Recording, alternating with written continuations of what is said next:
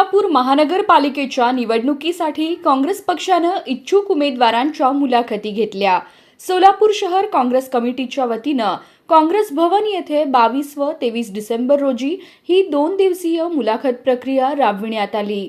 या काळात शहरातील विविध प्रभागांमधून एकूण 275 इच्छुक उमेदवारांच्या मुलाखती घेण्यात आल्या। मुलाखती दरम्यान खासदार प्रणिती शिंदे, शहर काँग्रेस अध्यक्ष चेतन नरोटे, माजी आमदार प्रकाश येलगुलवार, माजी आमदार विश्वनाथ चाकोते यांच्यासह उपस्थित नेते मंडळींनी इच्छुक उमेदवारांशी सविस्तर संवाद साधला।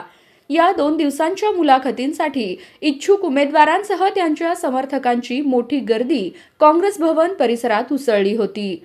ढोल ताशे हलग्यांच्या कडकडाटात तसेच फटाक्यांच्या आतिषबाजीत अनेक इच्छुक उमेदवार आपल्या समर्थकांसह उत्साहात मुलाखतीसाठी दाखल झाले।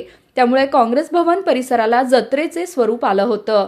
इच्छुक उमेदवारांचा उत्साह, कार्यकर्त्यांची गर्दी आणि नेत्यांची उपस्थिती यामुळे काँग्रेसकडून महापालिका निवडणुकीची तयारी वेगाने सुरू असल्याचं चित्र दिसून आलं।